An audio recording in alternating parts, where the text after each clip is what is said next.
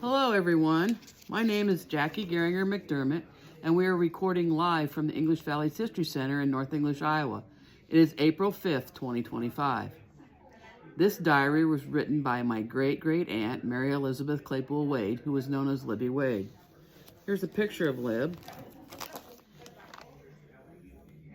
She lived about half a block from here in a little house on East Oak Street in the 1940s, and we are in 1946 in the diary right now. We'll read and talk about a couple weeks in the diary and then switch to happenings around the History Center and feature stories. The first thing I wanted to show you is this shot of Libbie's house. Last Sunday during the program at the History Center, I was sitting right next to this map and I wondered if I could snap it with my camera and enlarge it, so I did. What I found was Lib's house in the back here, and then the implement building right here for Miller Hardware, and right there is the IOF Hall, or Johnson's Locker. I talked to Scott Romine, and he said that map is from 1952. We can tell by a couple things as to when Warner's house was being built, and the grade school wasn't there yet. October 1, 1946. Milan is 19 today. Cold and clear, 38 degrees here at 7 o'clock. I must get my flowers in. They are okay yet. I washed my hair and I was ready to go to WSCS at Ione Johnson's. I rode with Mildred R., Minnie Roller, Mrs. Butler, and Mrs. Thomas. They discussed the bazaar. They are planning to have it again. Milan Cray is in this picture. He's Libbie's 19-year-old grandson who lives in Texas. He is just back from the Navy and is in college. Since it is October 1st, Libbie is thinking about getting her flowers and plants to the basement, or as she calls it, the cellar, before they freeze. WSCS is a women's Christian group through the local Methodist Church, and they were meeting at Ione Johnson's today. We were talking about that this morning, and Scott Romine thinks that Al and Ione Johnson might perhaps have lived where Dick and Susan Elwood's house is now. Mildred Reese, that she rode with, is Russell's longtime girlfriend. Here's a picture of her in later years. And Minnie Roller was the wife of Les Roller, one of Russell's pals, and the mother of our beloved school teacher, Mrs. Rowena Means. Libbie calls the other women Mrs. Butler and Mrs. Thomas because she is not as familiar with these women because Libbie had previously lived in the country at Green Valley and at Yankee Point and in Parnell. October 2nd, 1946. John Van Aken here to get quotes for A.O.'s grave marker. Suzanne is 4. Noble King moved into John Kirkpatrick's yesterday. Verdi was here in the PM. Still no good. I guess I have too much gall. Took in some of the geraniums. John Van Aken was a monument salesman.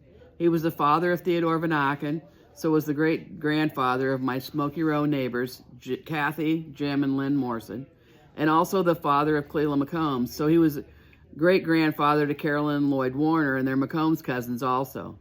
The grave marker that Lib is talking about for A.O. is for Albert Otis Wade, her late husband, who was buried at Wellman.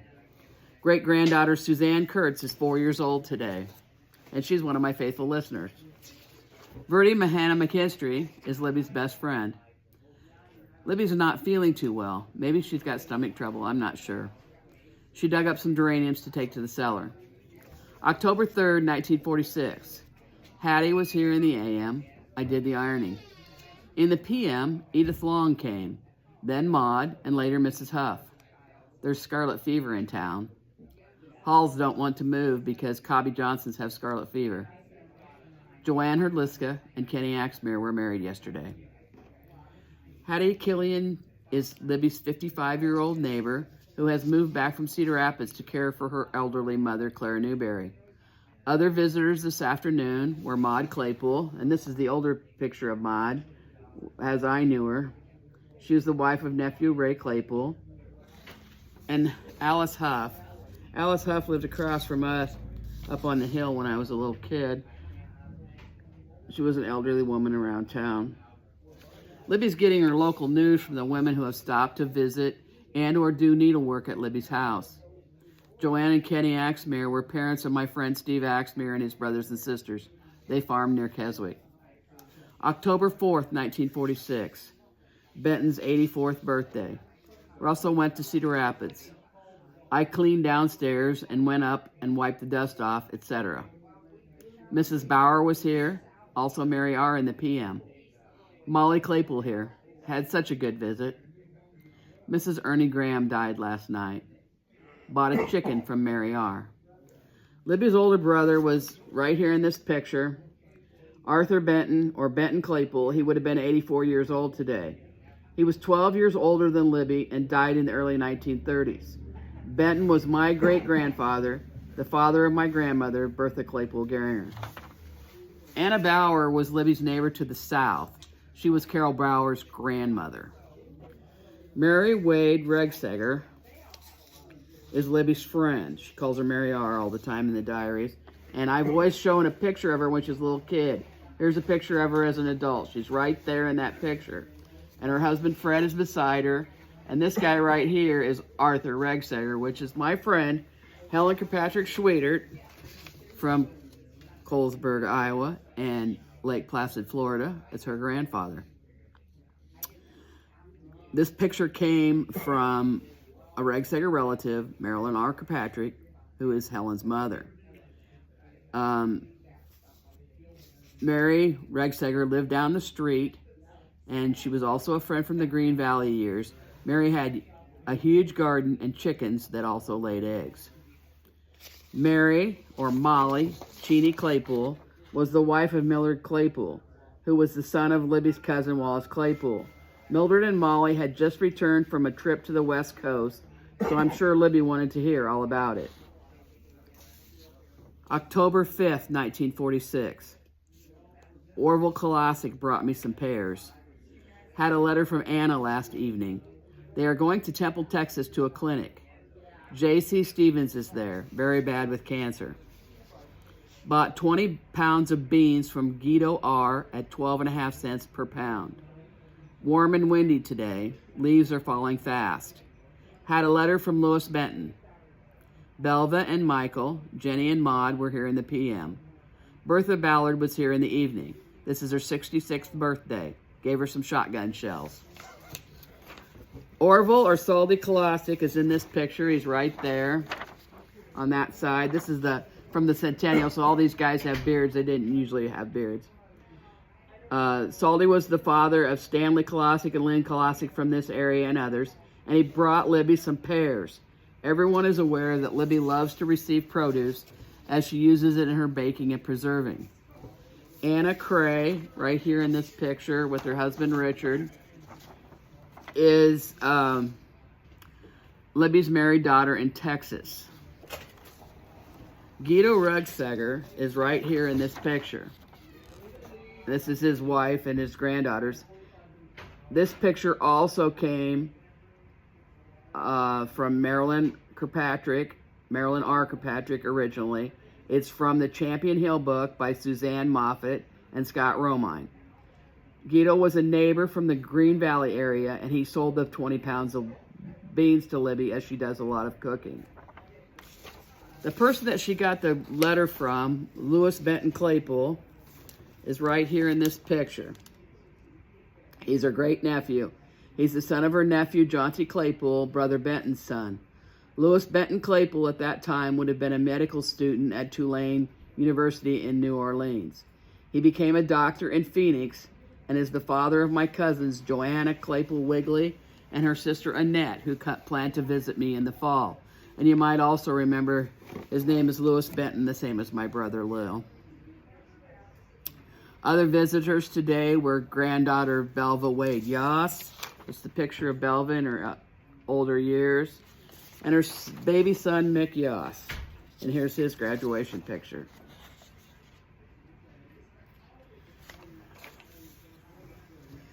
Daughter-in-law Jenny was the wife of Wayne or Perky Wade. And Maud Claypool that we've talked about before. Bertha Ballard was an old friend from Green Valley days who was 66 years old today. And shotgun shells were a good gift for her because she was quite an outdoors woman. We already had a feature story about her, and we'll be talking about her granddaughter, Dorothy Foubert, in our feature today. October 6, 1946. Russell went squirrel hunting, got 3. Went to church in the p.m., he went away in the car. I went down to Wayne's. Judy is better, so we plan to have the birthday party for me next Sunday. Walter and Frida were here in the evening. Russell bought me a new diary, but I think I'll finish this one first. Russell is Libbie's 39-year-old son who resides with her. He is an outdoorsman and supplements the family's food supply with his hunting and fishing.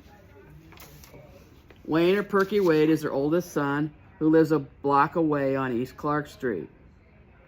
Libbie has a birthday party every year with her sister-in-law, Minnie Claypool. And here Minnie's the woman in this corner of this picture. They are the only 2 surviving members of Libbie's original family group of her parents, brothers and sister, and their spouses.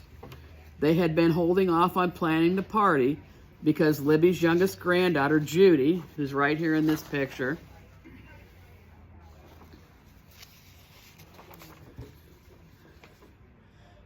she has been very ill with whooping cough, a disease that is preventable today with a vaccine known as DPT. Grandson Walter, who is in this right here, his nickname was Bud Wade, and his wife Frida, who was a longtime teacher at EV, were visitors in the evening. Russell bought Libbie a new diary. Libbie did finish up this small diary in 1946. And then in the future years, the diaries look like this. However, the diary books that we have do not start until 1950. So we don't know if the diaries for 1947, 1948, and 1949 do not exist, or if they are lost. We are also missing 1951, 1952, and 1953. If you know anything at all about this subject, please contact us. It could be a chance that this is all the diaries there ever were, but we don't know. October 7th, 1946. I washed. It was foggy in the morn, but cleared. Agnes Graham's funeral in the p.m. Mary Newhouse here. Ruby Mitchell here also. And also Mrs. Bolts. Mrs. Newberry's brother, Clyde Harper, passed away Saturday night. I didn't know about it till this p.m. Myron Lown passed away. All 3 of these funerals were written up in the front page of the North English newspaper this week. Clyde Harper is in this picture. He's right here on that side. He's Clara Newberry's brother. She's over here. And his wife's in this picture too. He was from Millersburg originally. And here's the story that was in the newspaper about him. And then Mrs. Graham. Agnes Gilchrist Graham was only 53 years old, and she was the first wife of Ernest Graham, who was a worker in the hardware stores uptown. Ernest later married Lorraine Mahannah, and together they operated Graham Hardware, which Lorraine continued after Ernest's death. Agnes Graham was the mother of a married daughter, Irene Hudson, from Woodland, California. And then Myron Lown was the husband of Thelma Cobb Lown, who many years later married Dean Claypool, Libbie's nephew. Myron was the father of Darlene Vercondi. October 8th, 1946. I went over to Newberry's a while in the morning. The funeral is this p.m. at Community Church. Bertie was here. The ladies of the church are to tie a comforter for a much-needy family overseas. An all-day meeting in the basement. Took dinner. Jenny came up. I gave her half a watermelon I had in the cellar. Dug my glads. As was the custom in those days, Libbie went to visit and probably took a covered dish or a dessert to the neighbors, the Newberrys, as Clara's brother, Clyde Harper, had passed away. Clyde is buried in the cemetery at the community church, which is halfway between Deep River and Millersburg.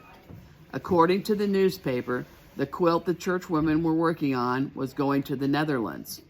The women were to bring a covered dish, sandwiches, and tableware, so Libbie did and went up to the basement of the church to tie this comforter. Later on, daughter-in-law Jenny came over, and she gave her half a watermelon from the cellar, and they dug up Liddy's gladiolus bulbs, as they need to be taken inside in the wintertime. October 9th, 1946. I had a letter from Anna last evening. They went to a clinic in Temple, Texas. Talked to Minnie. She is going to see Nanny this p.m. Lena was here. Also Evelyn. Suzanne has an infection in her eye. Still nice and warm, but a little cloudy. Another letter from Anna. Richard is not through at the clinic, but Anna is. Minnie Smart Claypool was Libbie's sister-in-law that they're arranging to have the annual birthday party with. Minnie told her she's going to the hospital to see her sister, Nancy Jane Smart, or Nanny Smart. Nanny always lived in the family with Werner and Minnie Claypool. And I don't know if it's coincidence or not, but she has the same name as my classmate, Nancy Weber, who would have been her great niece. Lena is the wife of Warren or Mike Wade, and they are probably also planning the party as it is to be held at Warren and Lena's home. Evelyn Wade Kurtz, and she's in this picture on the top row right there, is Libbie's married granddaughter, the mother of 4-year-old great-granddaughter Suzanne Kurtz. October 10th, 1946. Finished reading China Sky. Russell went to Cedar Rapids. Myron Lowndes' funeral. They got Russell's car. Rained, was pouring at funeral time. Went to the lodge in the evening. They took in 13 new members and honored 25-year members. 13 of those were present. Once again, the funeral home has borrowed Russell's new 1946 vehicle to use during the services. We had a discussion here about why his car was so popular. No vehicles for civilian use were produced from February of 1942 until 1946. Gasoline and tires were rationed, and to obtain ration stamps for gasoline, you had to prove the need for gasoline, such as being a doctor who needed to get to patients. From the time that the United States entered the war until August 1945 of the Japanese surrender, there was a dramatic shift in behavior.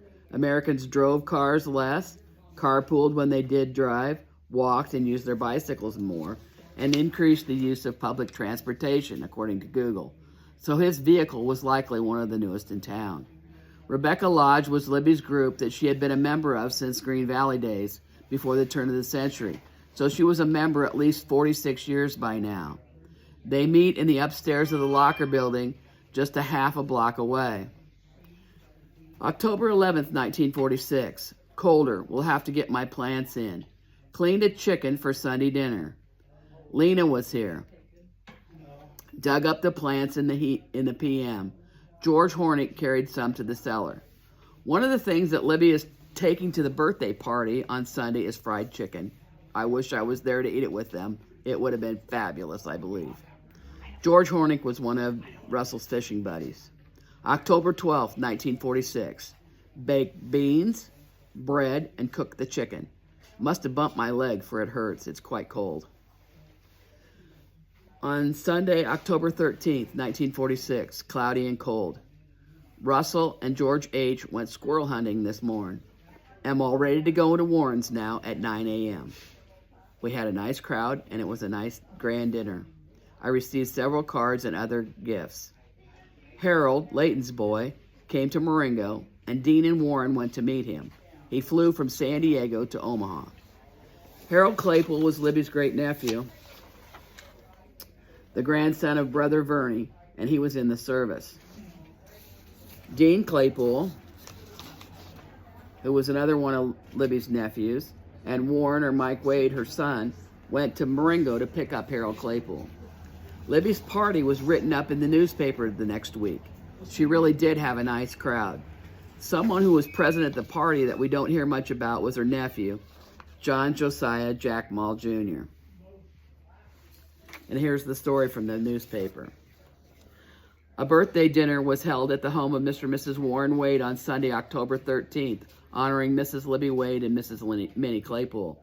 Those present were Mr. and Mrs. Blair Hinkle, Mrs. Frank Roberts, Mr. and Mrs. Adrian Hinkle and family of Garrison, Mr. and Mrs. Lester Hinkle, Diana Lee, and Dwayne of Cloutier, Iowa. Those were all Hinkle side relatives. Mr. and Mrs. William Wade, which was on the Wade side. Mr. and Mrs. John Long, Charlotte and Dick and Delmer of Vinton, Jack Mull from Davenport, Mrs. Minnie Claypool, Mrs. Libbie Wade, Dean Claypool, Mr. and Mrs. Harry Claypool, Jack, Don, and Alberta, Mr. and Mrs. Roy Claypool, Elna, and Artis. Artis is the mother of my Weber family listeners. Mr. and Mrs. Ray Claypool, Mr. and Mrs. Leighton Claypool, Jean, Winston, and Leighton Lee, Mr. and Mrs. Elroy Hervey and Ray, Mr. and Mrs. Wayne Wade and Harold, Mr. and Mrs. Don Yoss and Michael, Mr. and Mrs. Wayne Kurtz and Suzanne, Mr. and Mrs. Walter Wade, Mr. and Mrs. Glenn Cobb, Mr. and Mrs. Warren Wade, Phyllis and Judith. October 14th, 1946. Felt fine after the big day. Washed in the morn. Mrs. Schulenthaler brought a dozen towels for me to hem. Maud was here. It's been a lovely day, warm and bright.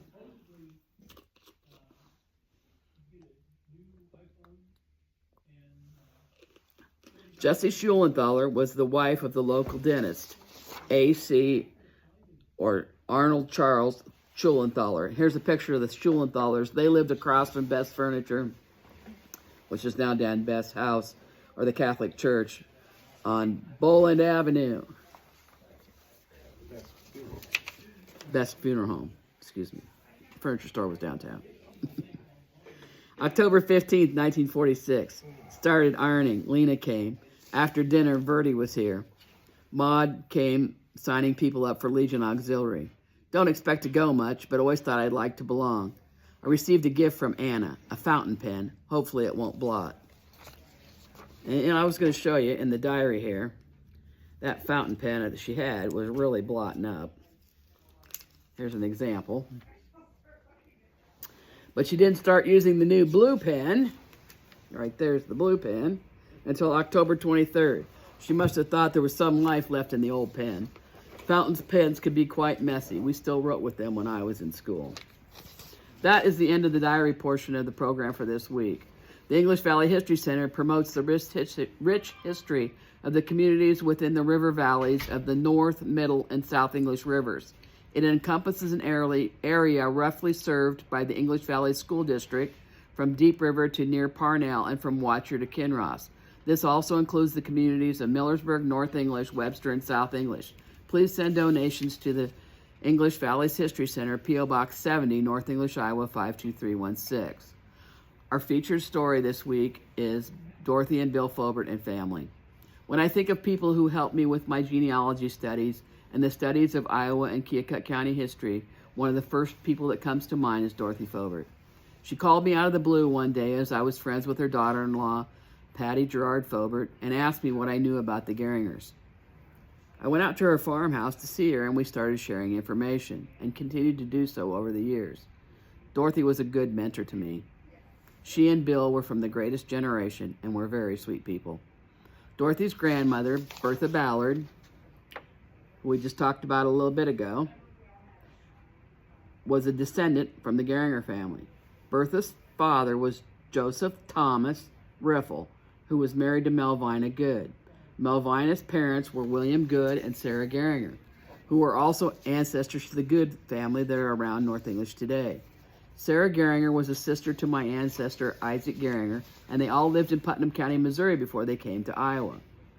After Bertha Ballard was married in Iowa to John Newton Ballard, her parents, Thomas and Melvina Riffle, took off to Homestead in South Dakota with the younger children before heading back to Iowa in the 1920s. Here's a picture of Thomas and Melvina Riffle from around that time period, and they're the older couple here in the front. You might remember from the Spotlight story that we already did on Bertha Ballard that Bertha Ballard and her husband John Newton Ballard also took off in a covered wagon to attempt to homestead in Oklahoma and New Mexico before they headed back to Iowa to live.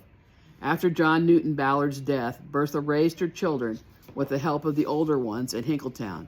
She was an outdoors woman who loved to hunt and fish and raised children who were tightly bonded to each other.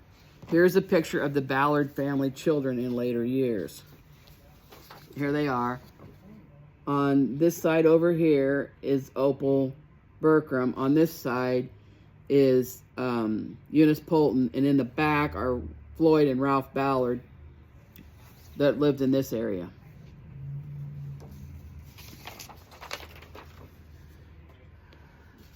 Eunice and Sherm Poulton, the oldest daughter, had 3 children: Dorothy, Jean Poulton Schwab, and Stan Poulton. And here's a picture of Eunice Ballard and Sherm Poulton. I think it's a really cool picture. And here's a cute picture of their daughter Dorothy when she was growing up. She's the one in the orange. And here's another nice one of her. Dave took these all to Iowa City and got them enlarged. There's another one. She's a really beautiful woman. Dorothy graduated from Kinross High School in 1944 and soon married William Orrin Foubert. Bill's parents were John and Gertie Foubert. And here's an old-time picture of Gertie. And here's what she looked like when I knew her. She lived over on the street beside the school. Bill had sisters Jean and Norma Foubert. Bill was an athlete in school. He's in the center of this picture right here.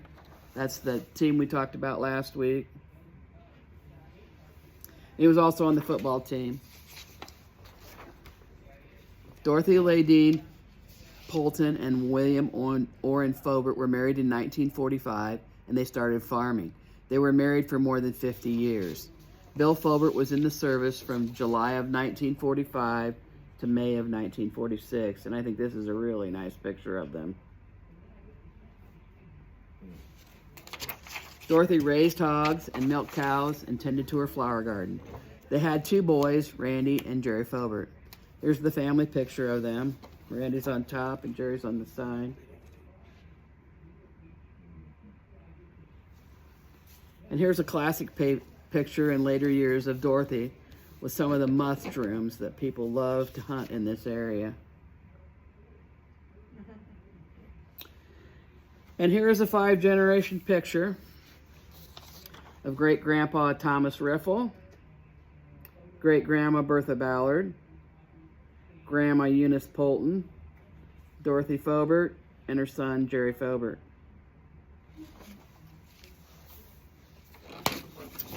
Dorothy was very interested in genealogy, both for herself and researching for others, and left stacks of family histories. Dave Jackson talked to them yesterday, and they think there's about 20 of them, which are now in the hands of the Iowa County Genealogy Society in Millersburg.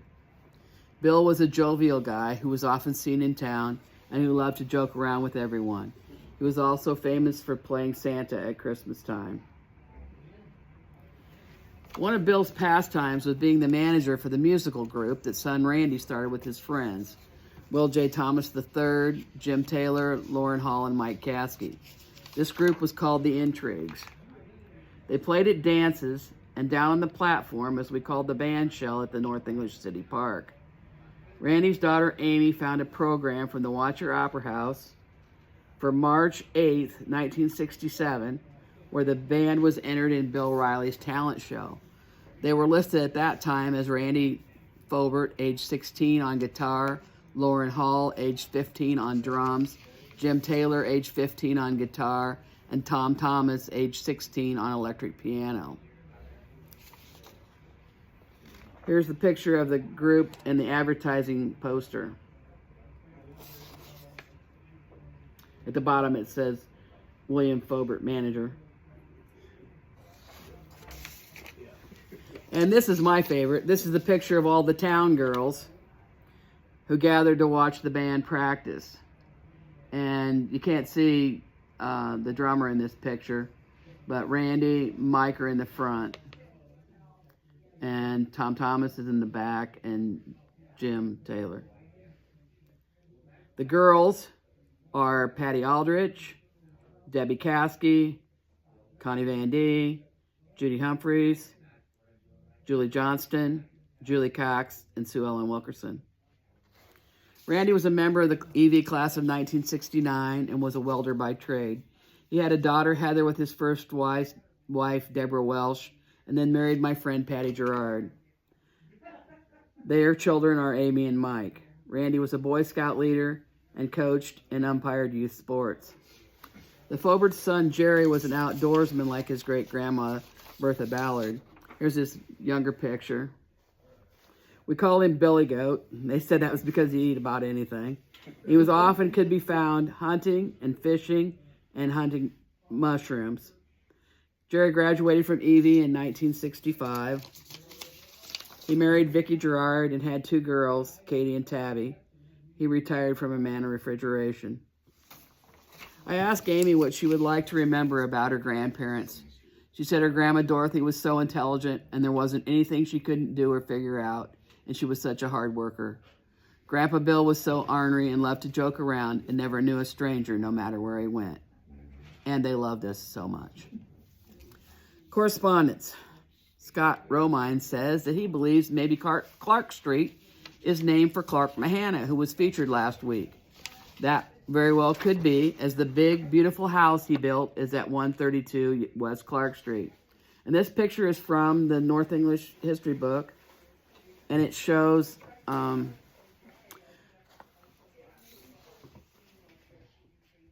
Mahannahs in the yard with Clark's wife, Sophia, on the left. That picture originally came from my friend Carolyn Scott from California and is in the North English 150-year book. Scott has never found any other Clark that Clark Street could be named for.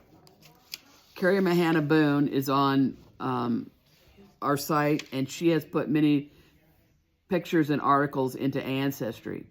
And speaking of the Mahannah family, I found this short article when I was researching online about Clark's wife, Sophia Weir Mahannah.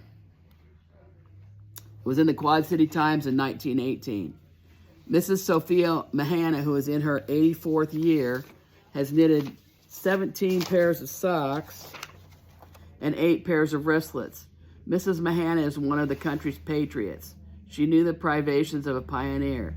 While her husband fought in the Civil War, she cared for the family, of which there were 12 children.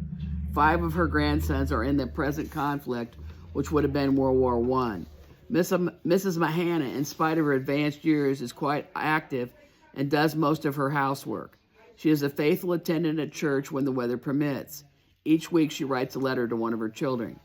And hanging in the History Center on the wall back here is a copy of Clark Mahannah's disability certificate for being wounded in the Civil War. And here's a picture of Clark Mahannah. We have him hanging on the wall back here. And here's another picture of Sophia Mahannah. She's right here with her son, Curtis Dow, CD, who started the furniture store. That's probably at the Clark Street house. Carrie Mahannah Boone contacted me this week and said, thank you very much for the informative podcast and all the time you put into this. It's very much appreciated by me. Ron Van Berken from Wisconsin, formerly from North English, said about the program the week before, a fun listen. I enjoyed doing a story about that Kinross team, and their stories were fascinating when I interviewed them. I also enjoyed putting the big poster board together. Keep up the good work. And about last week's program, he said, another good one. Thanks for mentioning the books I compiled. Keep up the good work. Mark Claypool from Sigourney wrote to say, Jackie, I sometimes think what it would be like to travel back in time and be part of the history you gave us each week. The picture of Granddad Happy Claypool and Grandma Gertie with Uncle Lloyd and Granddad holding Marilyn. They both passed away within 6 months of each other. Lloyd of appendicitis and Doris Marilyn of what is today probably called lupus. Thank you for your memories. I also found a short article about the kids club that Lisa Miller started to take children to Cedar Rapids for ball games in 1954. The program was open to all boys and girls ages 9 through 16 in the towns of Millersburg, South English, Parnell, Kinross, Webster, and Keswick, and sponsored by Miller Hardware. I heard from Carolyn Claypool Atwood from Jensen Beach, Florida, and she said, as always, a great broadcast. And this is the picture that I showed last week. In this picture of the Moffats are my grandfather, William Moffat, with two uncles, Wayne and Dean Moffat, and Aunt Arlene Moffat. My mom was Ruth Minna Moffat Claypool. There were 11 children in her family. My grandmother was Bessie Simmons Moffat. Thanks for all you do. I also heard from Sharon Hagan from Williamsburg, Iowa, who said, still very interesting. Linda Holden Carter, who said, another great job, Jackie. Susie Allison Lundberg from Iowa City said, great stuff, Jackie, always. I enjoyed hearing about the Green Valley Fair. Also interesting was the info on Henry Wallace. I remember my dad, Jerry, getting a Wallace's Farmer magazine in the mail and another farm magazine called Success for Farmer. You always trigger memories. Heather Wade Gibson, who is the granddaughter of Dempsey Wade from Hinkletown and later Cedar Rapids, said, listening brings such joy. When I was looking for stories and pictures of my family's past, I came across this podcast. As soon as Wade, fishing, and Cedar Rapids were mentioned in one sentence, I could only picture Grandpa Wade telling his fishing stories. Connie Brubaker from South English added to my story about one of Lawrence and Louis McMickle children. You might remember that all the children's names started with the letter E. Connie told me that their daughter, Eleanor McMickle, was married to her cousin, little Charlie Smith, the son of Charlie and Sylvia Hervey Smith. Sylvia was the sister to Connie's grandpa, E.J. or Dutch Hervey. Here's a picture of Eleanor and Charlie Smith. I also heard from my friend Pam Kavanaugh Shield. Thanks, Jackie, once again for sharing such interesting facts about North English. Even though I grew up there, I'm always learning something new about your broadcasts. Yes, that's what keeps me going. In fact, the people appreciate it, and I'm learning new facts all the time myself. My friend Mary Peck from Belle Plaine was over at the casino at Tama this week and ran into Lundy Hogendorn working security. He told her he went to school with my brother Lou and watches my podcast faithfully and really likes it.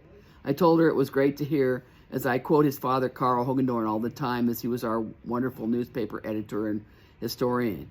Here's a cute story from Carl Hogendorn's weekly newspaper column that I found this week as I was researching. Lenny's two much older brothers were Terry and Harwood. Carl says, right here, I'd like to straighten out a little brother and son trouble. Terry claims that Harwood is doing things going to and from school for which Terry is getting blamed. In fact, it's happened twice, and Terry wants to read an ad in the newspaper. So here it is. Now, if someone upsets your lawn chairs, pulls your flowers, runs through your hedges, or pulls branches off your tree, you'll know it was Harwood and not Terry. We have shown this picture of Bill Zuber and Mace Brown at the 1946 World Series before. Local sports enthusiast Dave Foubert has a clearer copy of this same picture. Bill and Mace are holding ears of corn that Carl Hogendorn sent them for a photo op, since they both worked on farms before taking up professional pitching. There is also a list of locals who went to see the two ball players from the same state of Iowa and the same county of Iowa who pitched back-to-back innings in the 1946 World Series. According to the newspaper, the local attendees were Bob Berry, Kenny Campbell, Everett Johnson, Cloyd or Jinx Fuller, Leighton Reese, Lisa, I believe it should be Miller, Lewis and Leland Miller, Milo Lockridge, and Jim Lindsay. Marvin Heistoffer from Keokuk County was present at the last program at the History Center and said that he watches my broadcasts that are shared on the Watch Your Facebook page. He is interested in Keokuk County history, and North English is close enough. I also heard this week from Kathy Kurtz Rogers, the younger daughter of Evelyn and Wayne Kurtz. Kathy was not yet born in the Diaries in 1946. Her sister is Suzanne, or Sue Kurtz Walrab.